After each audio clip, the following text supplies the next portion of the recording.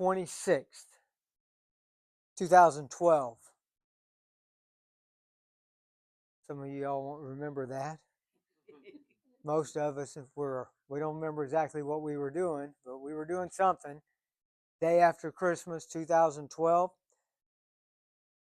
Indonesia. Tsunami hit Indonesia, killed over 200,000 people. Can you imagine that? 200,000 people. That's like wiping out Kingwood, the Woodlands, half of East Montgomery County in addition. The day that happened, families were on the beach enjoying themselves. They had no idea what was coming, just living life. And unfortunately, with people with their health, a lot of times that's the way it goes. We're living life, we don't see the tsunami coming, and then all of a sudden we get the diagnosis. You're diabetic, you've got neuropathy, you've got kidney damage, you've got heart disease, you've got whatever, or even worse, someone has a heart attack and they die and we didn't even know they had a problem. That's why we're here tonight. We're here tonight so that we can know the underlying problems, know what are things we need to be watching to indicate that, and then if we already know we got issues or we see problems, what can we do to determine where we're at and what steps can we begin to take to make sure that we're not the next casualty, okay? So I'm going to talk to you about blood sugar, as y'all know, right? I'm going to talk to you. Y'all have heard about diabetes, I'm sure. How many people in here know someone in their family that's diabetic right now? I mean, that's basically, with one exception, everybody in the room. So, did you know that diabetes has increased 39% in just the last few years? I'm talking about we already had a problem. And you know that when I was a child, okay, and I was born in the 60s, okay, so when I was a child, when I was in like elementary school in the 70s, okay, no one, none of the kids, zero, had type 2 diabetes. None of them. We had occasionally, you have one or two in a whole school of several hundred that had a type 1 juvenile diabetes, right?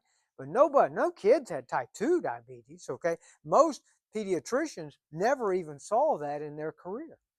But now it's increasing like crazy. You know, you work with kids. You know how many have type 2 diabetes, right?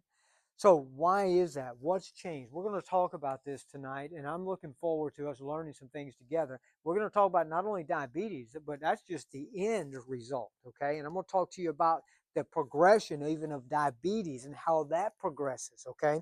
But what we're going to be looking at is metabolic syndrome. We're going to be looking at insulin resistance. We're going to be looking at even reactive hypoglycemia, because you can have low blood sugar and uncontrolled, what's called dysglycemia, and that's where blood sugar goes high and then it goes low and it's just not controlled, right?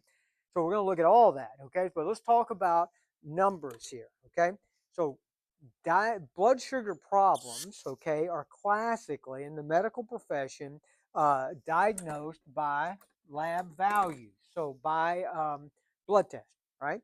And so here's how this goes in a conventional medical office.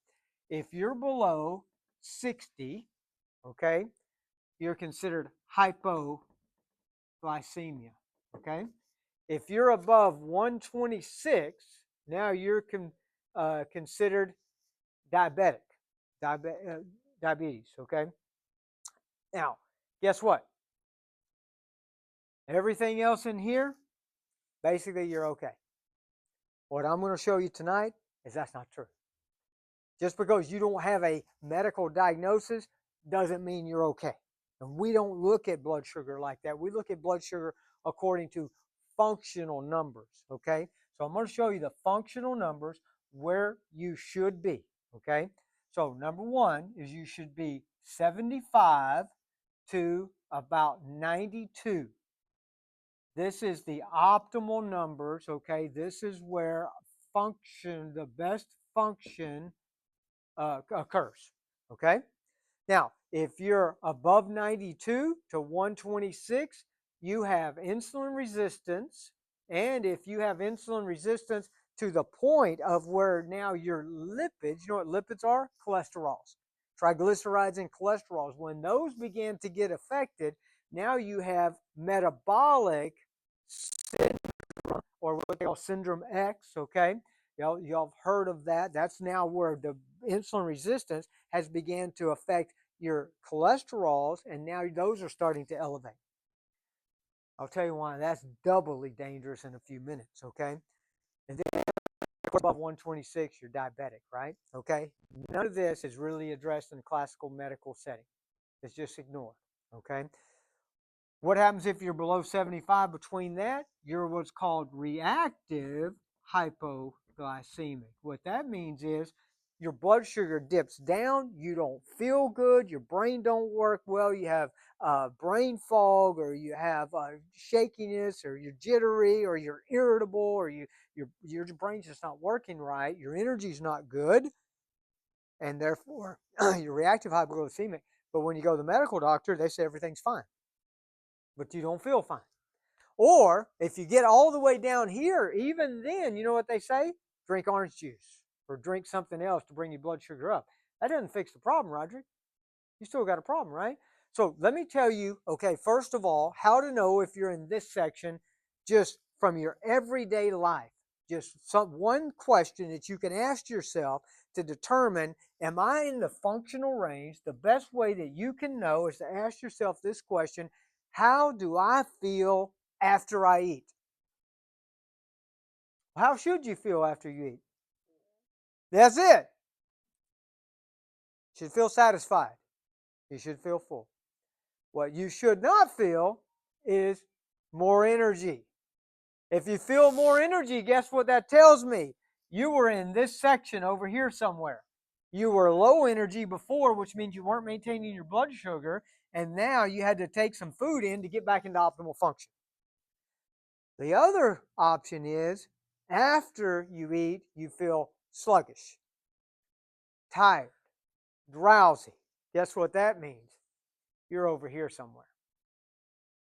You're insulin resistant, you got metabolic syndrome, or you got diabetes.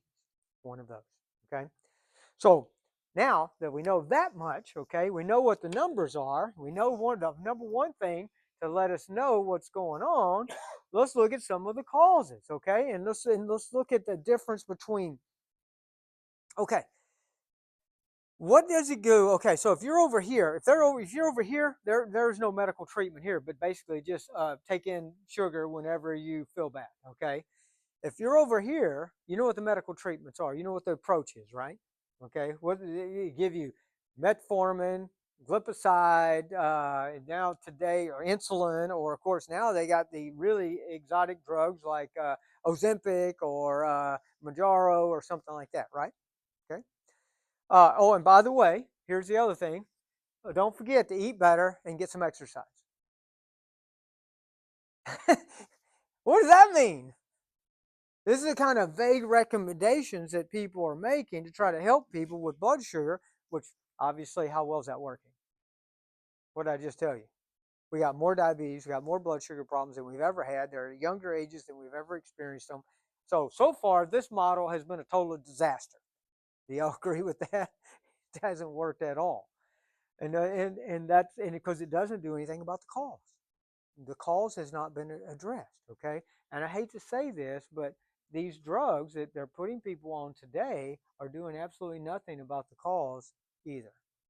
Even though they produce results, okay, they have their side effects and they don't fix the underlying problem. So then you're stuck on the drug forever, and I'll talk about some of the effects of that in a second. But the current model, now here's the thing. Anybody in here diabetic? Okay. How long have you been diabetic? How long on average? 5 years, 10 years, more probably. Okay. So think about this. Okay. You're going to the same doctor for the same problem for 10 years or more, and you still got the same problem. Now, let me ask you something. If you had to reach into your pocket and pull out your hard-earned dollars every time you went into that doctor for 10 years and pay them for something that ain't, you're still got the same problems, how long do you think you're going to stay with that? Yeah, you're going to do it because you and I are going to pay for something that don't work. But you know why? That's the only reason this even still exists, because of this right here. Insurance continues to allow bad doctoring to continue because people don't have to pay for it. Okay. If they did, they demand better results. And by the way, I think you should demand better results, okay? Because it's not addressing this. And diabetes, unfortunately, is progressive. You understand? And this is what we're going to look at, okay? In what ways it's progressive? We'll talk about that in a second, but let's look at number one, end-stage renal failure. How about this? Adults, okay, are 2 to 4 times more likely to have to have heart disease or heart disease death if they're diabetic. Okay. What about nerve disease? So let's look at the 3 areas here we're talking about. Okay. So we're talking about number one, kidney.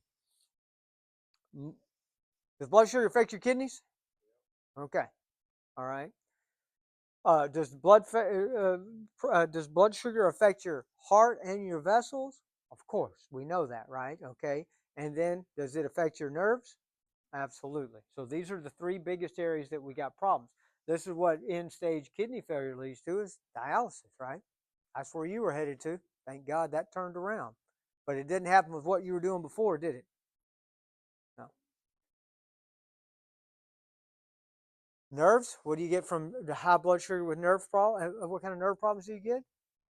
Neuropathy, right? Well, there's some of the signs and symptoms of neuropathy, okay? Numbness, burning feet, cramping, sharp electric pains, pain when walking, difficulty. But here's the big one. It's not even up there, balance issues. So what happens is you start to lose your balance. Now you're more risk for falls. And if you fall, you hit your head, now you got a whole nother problem. Okay. So these are, and by the way, now here's where this is a double. Remember I told you this was doubly bad? So what happens? Okay, your blood sugar goes up. What's the second thing that happens? Your cholesterol starts to go up. So how is that treated? Statin drugs. Statin drugs. Statin drugs right here. Now, okay, and there's multiple studies on this. You don't have to take my word for it. You can go do PubMed, go to pubmed.gov. PubMed.gov. Look it up. You can pull all these studies up. You can get the summaries of these studies for free. You're going to see all the studies that show that statins increase your risk of neuropathy.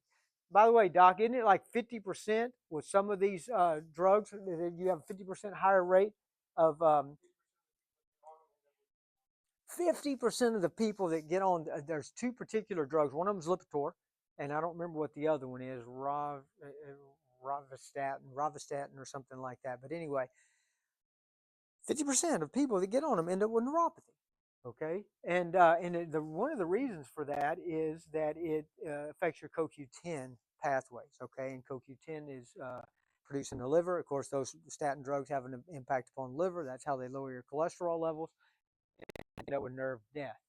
Statin increase the risk somewhere between 16 and 45 times higher. Your risk is 16 to 45 times higher with that. So you got blood sugar problems that elevates your lipids. They treat that with statins. Now your blood sugar is causing damage to your nerves, and now the drug that you're taking is also causing damage to your nerves. By the way, we didn't even get into what metformin does. Metformin depletes also B vitamins in particular, which are also necessary for good nerve health. So everything is working. It's a snowball, and I'm going to tell you how this ties in also to renal failure. Okay, but here's the problem with neuropathy. Neuropathies that are not controlled end up in amputations. Okay, so you'll see a number here in just a second. And by the way, it progresses up the limb. We've got multiple people that come in to see us for neuropathy that have already had amputations, and we've been able to prevent a lot of people from getting amputations, thankfully. But so the rate of amputation is 10 times higher than, with diabetes, 10 times higher.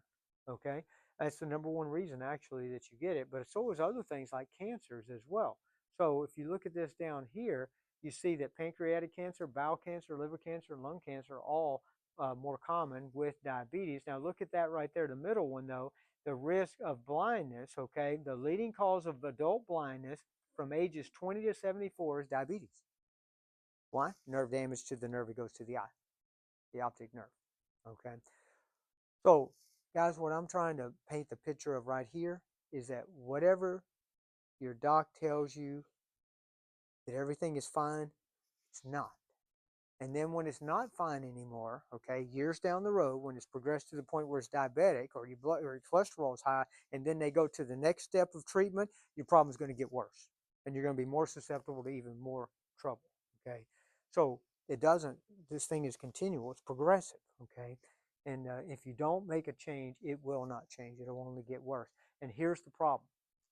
So that when you have elevated blood sugar, the metabolism of the blood sugar produces in glycolysis products. These are things like reactive oxygen species. That's basically fancy words for free radicals. Okay, free radicals cause damage into your body, into cells of your body. Free radicals have to be neutralized, and then they have to be cleared out of your kidneys. What did we just say is damaged with high blood sugar? Your kidneys. So once you get enough damage that your kidneys are beginning to lose function and your blood sugar is still producing free radical, you're still producing all these free radicals and you can no longer clear them, that's when things get really bad really fast.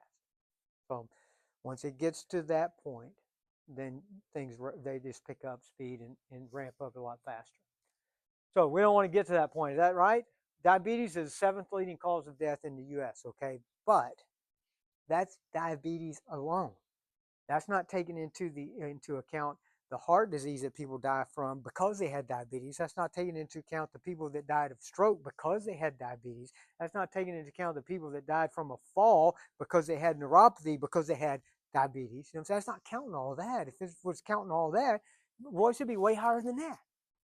I'm saying it'd be up in probably the top 3, probably be behind cancer and heart disease itself. So maybe even higher. So look, there's multiple causes of this. We know that one of the main causes, obviously, is a SAD diet. You know what SAD stands for? Standard American Diet.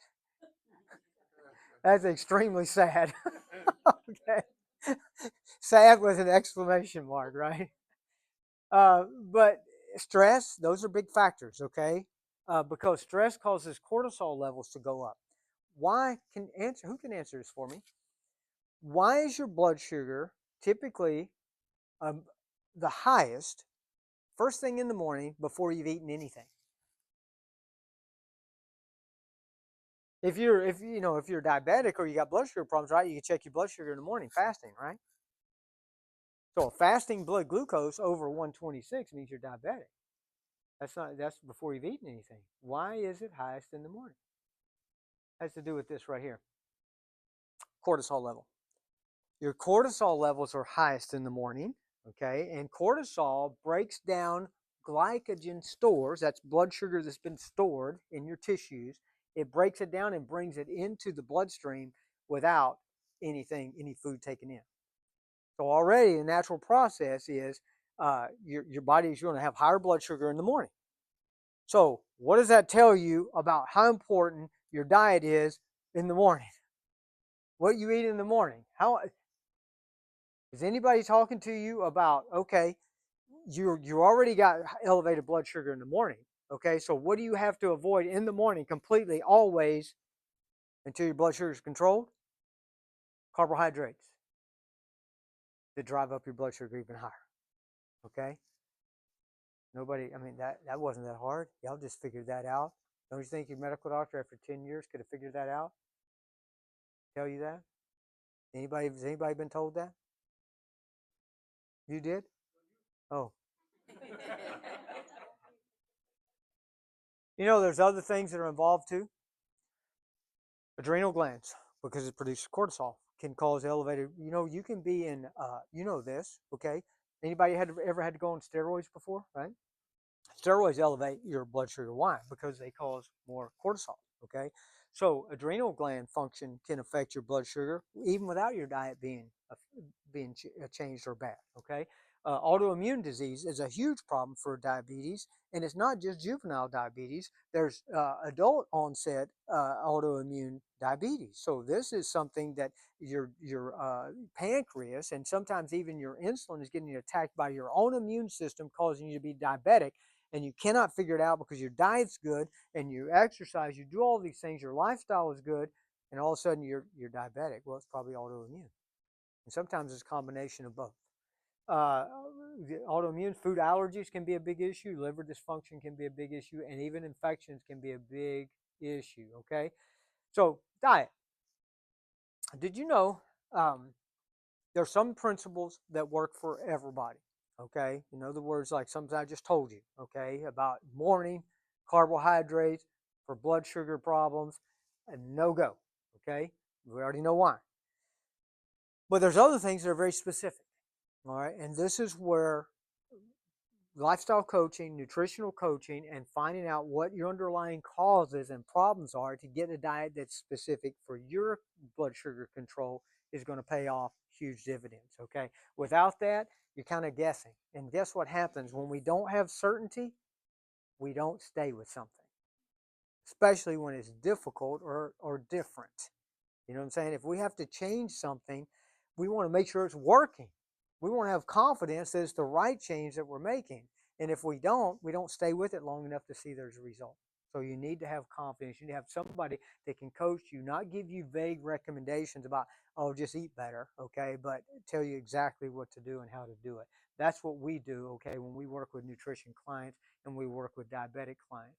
Now, this right here, so the bionutritional supplementation, this is very important. Did you know there's specific nutrients that can help you reverse the insulin resistance in your cells? What that means is when you have insulin resistance, it means that your cells are resisting your glucose and it won't let the insulin bring it into the cell. So guess what happens? You got all this energy floating around in your bloodstream called glucose, and you can't get it into the cell. So you got poor energy because your cells are insulin resistant. Did you know there's specific nutrients that can help open that receptor back up and allow that process to start happening again, so you actually get the glucose in the cell where it can work? You start to get your energy back and start to get your blood sugar back under control. Does anybody know one nutrient that's the most studied out there right now that is totally natural that can help this accomplish this? I mean, there's a lot of different things, but I'll tell you the one that's got the most research, I think that shows the most promise for really making a difference with this is berberine.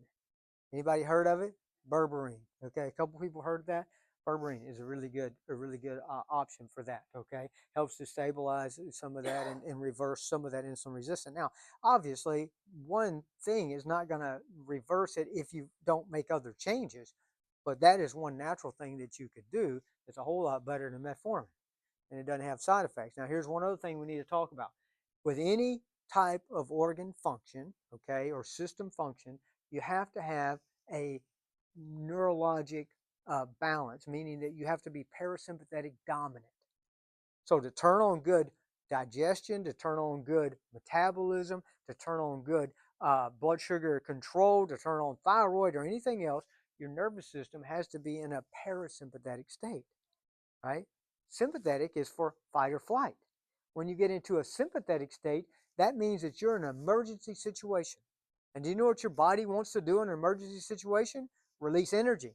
You know what energy is? Glucose. You know what that means? Sympathetic state releases more energy into your bloodstream, your glucose goes higher. So your neurologic balance is critical in this, and that's something we take into account when we work with that. So this is how we work with diabetic and blood sugar clients. Number one, we find out what the root problems are. What is the underlying cause of why you're having the trouble? Okay, so this is a process that involves us doing a metabolic assessment form, a complete consultation in history. Begin to see also we do a blood work review, the look at your blood test based on functional numbers. Okay, by the way, let's talk about HA1C. HA1C, what is that? You know, your hemoglobin concentration, right? Okay, so what is a normal HA1C? Does anybody know? HA1C? No, that's hemoglobin. What's HA1C? 6.0? 4, 5. That's the optimal number is 5, okay? So anything below 5.5 is in the normal range. So you really want to be somewhere usually around 4.5 to 5.5, 4 to 4.55, but you don't want to be over 5.5. If you're over 5.5, you're an insulin resistant level. When you get to 6.4, you're diabetic. 6.4. When you get to 6.5, nerves die. That's what the studies show. 6.5, nerves are dying. Okay, and until that number comes down, you're still death going on. Okay, so we want our patients to be at 5.5 or below. Okay, that's our challenge is to get them to that point. Okay, and sometimes depending on how bad it is, that's a process. But that's all got to be assessed. We got to see where we're at. We also do, if you're not already a chiropractic patient, a lot of y'all are, we do a neurologic evaluation on that, of course, to see where you're at on that. Then, well, here's the big thing. We do a neuropathy screen. And we do a complete neuropathy evaluation. If there's any signs that you have neuropathy, we grade it for you and see exactly where you are, how much percent of damage that you have. Okay, then we also do a fall risk assessment. So we put you on a electronic plate, and then we do different. You do with your eyes open, with eyes closed. You do it different ways to see what your risk is. Okay, and then we give you a report according to your age. Here's where you are. You know what I'm saying? You're either hopefully really good. You're in the 80 to 90% category. That means you're better than 80 to 90% of people in your age. Or unfortunately, if it's not, then we need to do some work. Okay. Then we report you on all this and we go over all that. Now, normally, okay, what we do, okay, I have some rules, by the way, and here's my rule. Okay, there's two people. There's two people I don't work with. I don't work with the people I can't help. And I don't work with the people that don't help themselves. I don't work with either one of those people. Other than that, if I can help you, but based on my assessment, and you're willing to help yourself, I'll work with you. Okay.